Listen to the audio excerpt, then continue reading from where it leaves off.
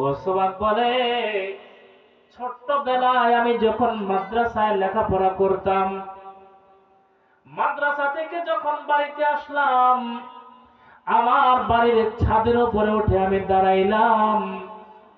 বাড়ির ছাদের উপরে দাঁড়িয়ে দুনিয়াদারির আল্লাহর এই নেয়ামত নিয়ে আমি যখন চিন্তা করতে লাগলাম, আমি আল্লাহর সমস্ত সৃষ্টির জাত নিয়ে যখন চিন্তা করলাম, আমার রবের কুদরত নিয়ে যখন গবেষণা করা শুরু করে দিলাম, আমি আব্দুল কাদের জিলানী, আমার বাড়ি সেই ইরান শহরে, ইরানের জিলান নগরীতে, আমার বাড়ির ছাদের উপরে আমি আব্দুল কাদের দাঁড়ালাম।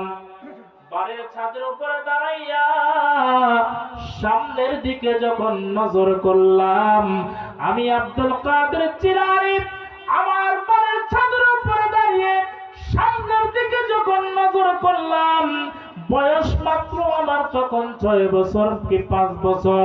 ওই বয়সে সামনে যখন তাকালাম, আমি দেখতে পেয়েছি আমার চোখের সমস্ত পর্দাগুলো একটা একটা করে সরে যাচ্ছে। আমি আমার বাড়ির ছাদে দাঁড়াইয়া ইরান থেকে মক্কা শরীফে আল্লাহর ঘর খানায়ে কাবা দেখতে পেয়েছি।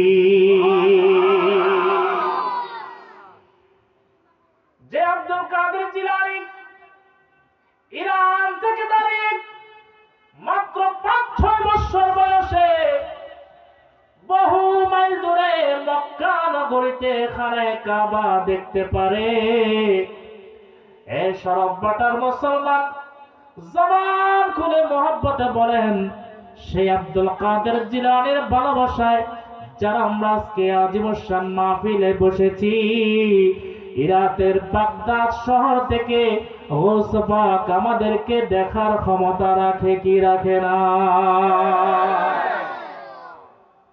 গৌস পাক বলেন, নাজারতু ইলা বিলাদিল্লাহি জামআন কা খারদালাতিন আলা হুকম ইত্তিসালি।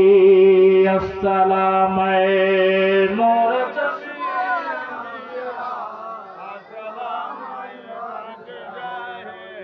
আসসালামু নূর চশমে আম্বিয়া।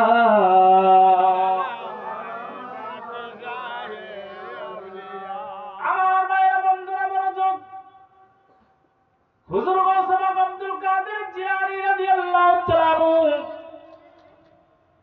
এমন একজন আল্লাহর ওলি, যে ওলি বলেন, আমি দুনিয়ার জমিনের মধ্যে আমার জীবনের প্রায় 36 বছর পর্যন্ত ইলম অর্জনের পিছনে সময় ব্যয় করেছি। দারাস্তুল ইলমা হাত্তা সিরতু কুতুবান, আমি কুতুবিয়ত হালত অর্জন করার আগ পর্যন্ত খালি ইলমের পিছনে দৌড়িয়েছি। সুবহানাল্লাহ বলেন। দুনিয়াদারি কোনো খবর নাই, সংসার নাই, বিয়ে নাই, শাদী নাই, কিছুই নাই, শুধু ইলমের পিছনে দৌড়িয়েছে। তিনি হচ্ছেন হুজুর গৌস পাক আব্দুল কাদের জিলানী। সুবহানাল্লাহ। গৌস পাকের জীবনী আমাকে বয়ান করার জন্য বলা হয়েছে। গৌস পাকের জীবনীতে এত বিশাল, হাজার হাজার লক্ষ লক্ষ কারামতে ভরপুর, আমি কয়টার কথা বলবো। কিন্তু আফসোসের বিষয়, আমাদের দেশে এত সুন্দর আয়োজন হয়, মাহফিলের ব্যবস্থা হয়, ওলামায়ে কেরামকে দাওয়াত করা হয়, ইলম নিয়ে ওলামায়ে কেরাম আপনাদের কাছে শোনাবার জন্য আসে, কিন্তু শোনার জন্য আগ্রহ আপনাদের পাওয়া যায় না। ইলম নিয়ে আলেমরা মানুষের ধারে ধারে ঘুরে, অথচ মানুষ ইলম নিতে চায় না। মনে রাখবেন, প্রত্যেকটা মাহফিল হচ্ছে এক একটা ইলমের মজলিস, ঠিক কিনা বলেন? এই যে এখানে বসেছেন, এই বসাটা আপনার আজকের এই হাজিরিটা যে কত বড় নিয়ামতের বিষয়, এটা দুনিয়ার মধ্যে না বুঝলেও যেদিন চোখ বন্ধ হয়ে যাবে সেদিন বুঝে যাবে, ঠিক কিনা বলেন? আল্লাহ আমাদেরকে কোনো না কোনো ওসিলায় পার করিয়ে দিবেন। আমল দিয়ে কিয়ামতের ময়দানে নাজাত পাবে এমন কোন গ্যারান্টি দুনিয়ার কেউ দিতে পারবে না। তবে মানুষ নাজাত পাবে আল্লাহ দয়ার কারণে, ওসিলার কারণে। এক একজন এক এক ওসিলা দিয়ে পার হবে। আমাদের ওসিলা হচ্ছে ওয়াসবাকের মহব্বত, আল্লাহর নবীর মহব্বত, ওয়াজ মাহফিল, মিলাদ মাহফিল, এগুলো হচ্ছে আমাদের নাজাতের ওসিলা। ঠিক কিনা বলেন? আমরা দোয়া করি আল্লাহ রাব্বুল আলামিন আজকে আমাদের হাজিরি আসা বসাকে যেন নাজাতের সদকা বানায় দেয়। পড়ি আমিন। সালাতুন ইয়া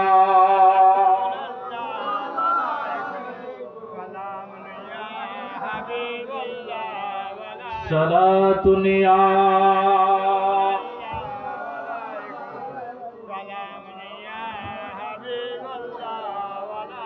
आपकी फरकत ने मारा या नबी, दिल हुआ गम से दोफारा या नबी। सलातुन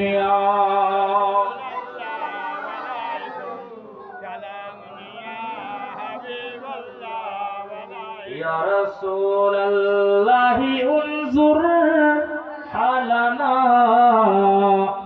या हबीब अल्लाह इस्मा क़ौलना। सलातुन या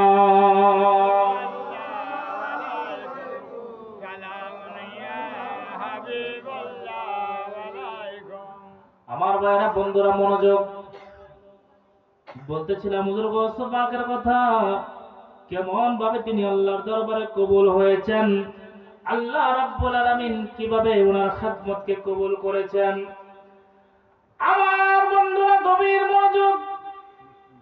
হুজুর গৌস পাক শাইখ আব্দুল কাদের জিলানী রাদিয়াল্লাহু তাআলা ছোট্টবেলা থেকে এমন ভাবে শরীয়তের প্রারম্ভিক ছিলেন, এমন ভাবে আল্লাহর ইবাদত করতেন, এমন ভাবে আমার আল্লাহকে রাজি আর খুশি করার জন্য চিন্তা করতেন, চেষ্টা করতেন। কোনদিন গৌস পাকের জবান দিয়ে একটা মিথ্যা কথাও তিনি বলে না।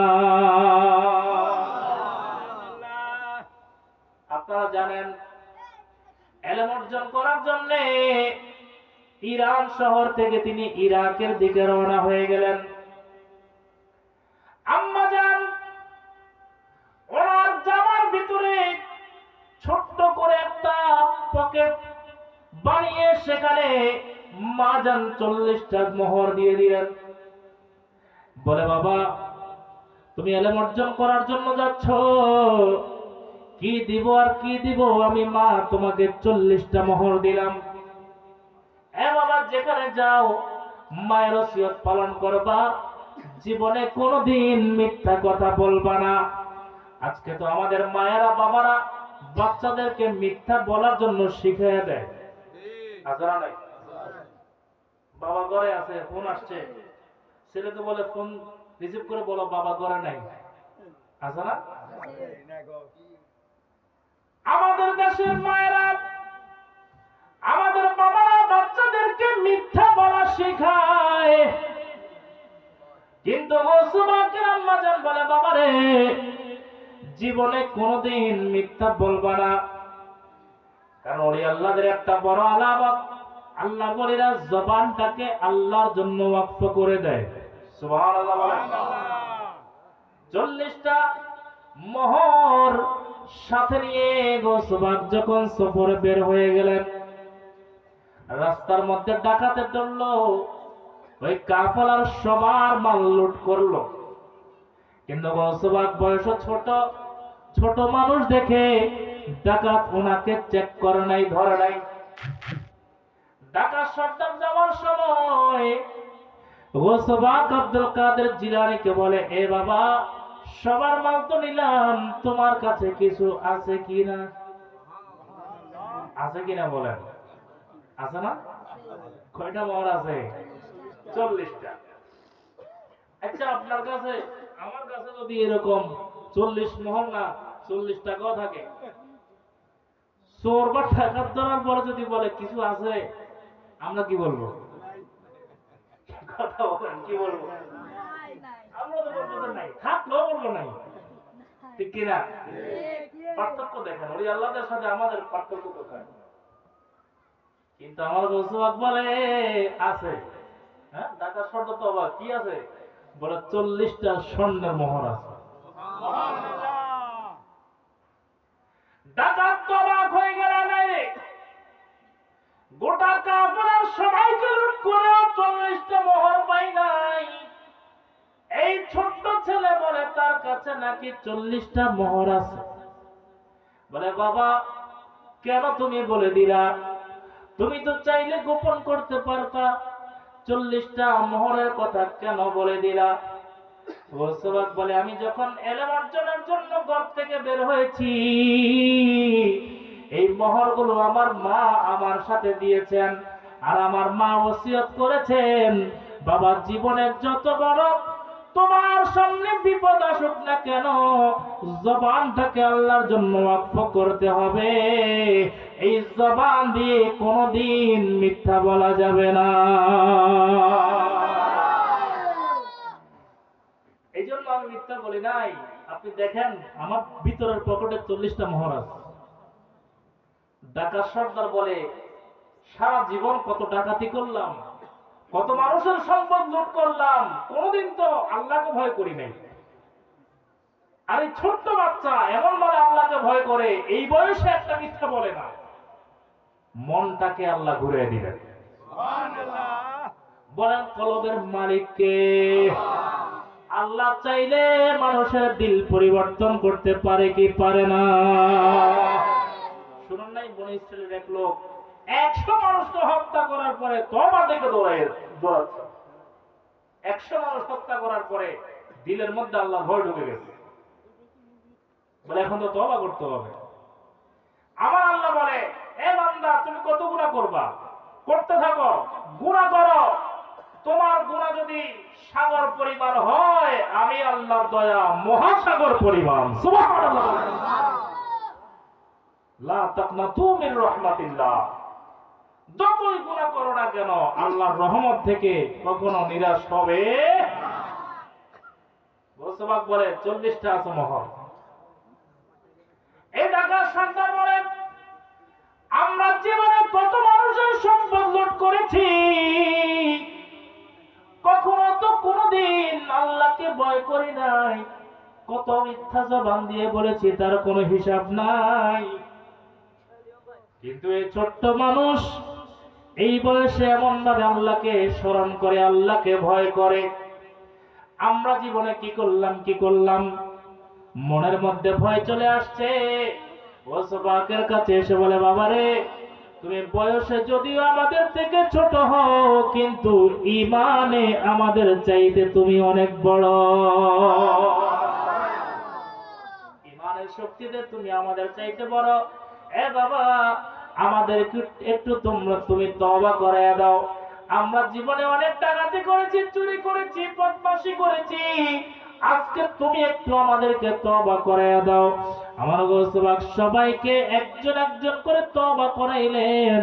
তওবা করানোর পরে হুজুর গোসবাক আব্দুল কাদের জিলানী রাদিয়াল্লাহু তাআলা আল্লাহ রাব্বুল আলামিনের দরবারে 2টা হাত তুলে দিয়ে বলে মালিক তাদেরকে আমি তওবা করাইয়া দিয়েছি, তোমার দরবারে দোয়া করি এই ডাকাত গুলাকে তুমি জামানার বড় বড় ওলি বানায়া দাও।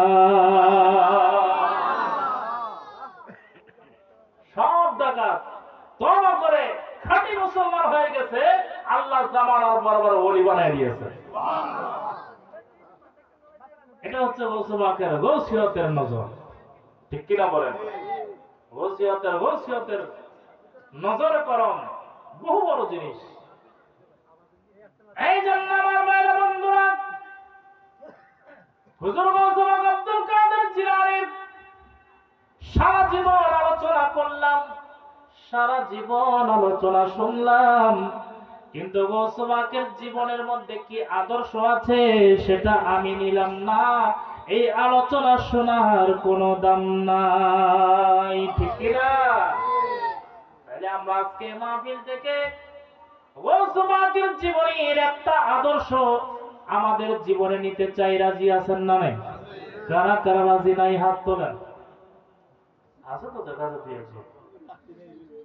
মোটামুটি তালে আছে দেখা যায় সবাই। গোসবাকের জীবনী থেকে আদর্শ আমরা নিতে চাই কি চাই না?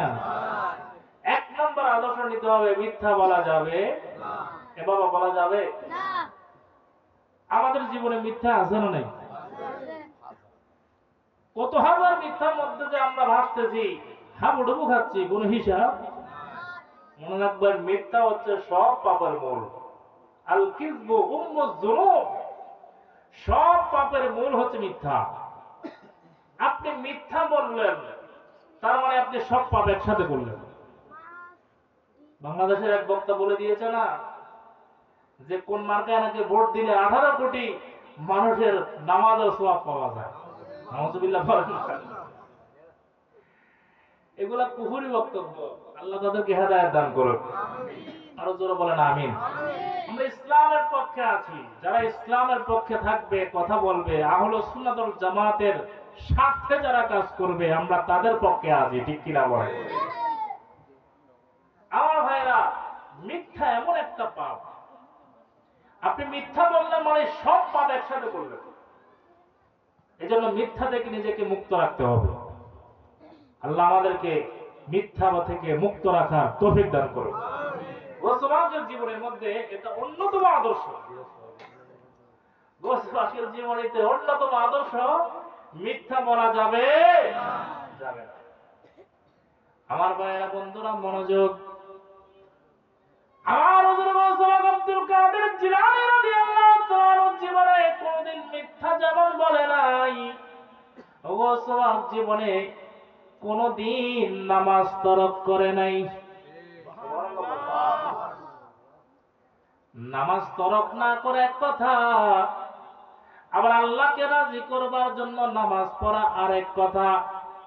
গোসবাক আব্দুল কাদের জিলানী রাদিয়াল্লাহু তাআলা আনহু মাদ্রাসায় যখন লেখাপড়া করে, সারা রাত সব ছাত্ররা যখন ঘুমায়, আমার হুজুর গোসবাক আব্দুল কাদের জিলানী রাদিয়াল্লাহু তাআলা আনহু সারা রাত তিনি তাহাজ্জুদের নামাজে কিয়ামুল লাইলে দাঁড়িয়ে যায়। অন্যরা যখন ঘুমায়, হুজুর গোসবাক তখন নামাজের মনোযোগী হয়ে যায়। এবার কিছুদিন পরে বাগদাদের মধ্যে বিশ্ববিখ্যাত মাদ্রাসায়ে নিজামিয়া, যেই মাদ্রাসার ছাত্র ছিলেন আমার হুজুর গোসবাক আব্দুল কাদের জিলানী, মাদ্রাসার ওস্তাদ ছাত্র, সবার মধ্যে একটা কথা প্রচলিত হয়ে গেছে, ইরান থেকে একটা ছাত্র আমাদের মাদ্রাসায় লেখাপড়া করবার জন্য আসছে। এই ছেলেটা দিনেও ঘুমায় না, রাতেও ঘুমায় না, দিনে কিতাব পড়ে আর রাত্রে বেলায় আল্লাহর ইবাদত করে। জোরে বলেন না সুবহান। কারণ দুনিয়ার জমিনে যদি ওলি আল্লাহ হইতে চান, আল্লাহর ওলি যারা হয়েছে তারা রাত্রে বেলায় ঘুমায় নাই, সারা রাত আল্লাহর ইবাদতে পড়েছিলেন, সিজদার মধ্যে পড়ে আমার আল্লাহকে রাজি করিয়েছেন। আর আল্লাহকে রাত্রে বেলায় যারা রাজি করতে পারে রে, তারা আল্লাহর ওলি হতে পারে। এই জন্য তাহাজ্জুদের নামাজ আল্লাহ দিনে দেন নাই, দিয়েছেন রাতে। ঠিক কিনা বলেন? তাহাজ্জুদের ভিতরে আমার আল্লাহ সন্তুষ্টি আছে। আমরা নামাজ পড়ি 5 ওয়াক্ত, আল্লাহর ওলিরা নামাজ পড়তেন 6 ওয়াক্ত। সুবহানাল্লাহ বলেন। সুবহানাল্লাহ। আমরা পড়ি 5 ওয়াক্ত, ওলিয়ারা 1 ওয়াক্ত বেশি পড়তেন, 6 ওয়াক্ত। তারা তাহাজ্জুদের নামাজকে নিজেদের জন্য আবশ্যক করে নিয়েছেন। সুবহানাল্লাহ। হুজুর গোসবাক সারা রাত যখন নামাজ পড়ে, মাদ্রাসায় প্রচলিত হয়ে গেল যে এমন একটা ছাত্র আমাদের মাদ্রাসায় আছে যিনি দিনে ইবাদতে দরসের মধ্যে থাকেন আর রাতের বেলায় আল্লাহর ইবাদত করেন। সুবহানাল্লাহ। গোসবাক বলে, আমি তো ইবাদত করি আল্লাহকে রাজি করার জন্য, মানুষকে তো খুশি করার জন্য, মানুষকে দেখাবার জন্য ইবাদত তো আমি আব্দুল কাদের করি না। সুবহানাল্লাহ। চিন্তা করলেন মাদ্রাসায় রাত্রে বেলায় থাকবো না, রাত্রে বেলায় জঙ্গলে চলে যাব। মুসলমান, বেশিরভাগ আল্লাহর মাজার দেখবেন পাহাড়ের উপরে, বেশিরভাগ আল্লাহর ওলির মাজার দেখবেন কোন নীরব জায়গায়, জঙ্গলের ভিতরে। বেশিরভাগ আল্লাহর ওলির মাজার দেখবেন একেবারে মানুষের লোকালয় থেকে অনেক দূরে। এমন এমন জায়গা আল্লাহর ওলিরা সাধনা করেছেন, এমন এমন জায়গা আল্লাহর ওলিরা রিয়াজত করেছেন, আল্লাহকে রাজি করে তারা আল্লাহর ওলি হয়েছেন। আর আমার আল্লাহ বলে, যারা দুনিয়ার পিছনে না দৌড়িয়ে, দুনিয়ার পিছনে না সময় দিয়ে, যেই বান্দারা আমি আল্লাহকে সময় দেয়, আমি আল্লাহকে রাজি করবার জন্য যারা ব্যস্ত হয়ে যায়, ফাজকুরুনি আযকুরুকুম ওয়াশকুরুনি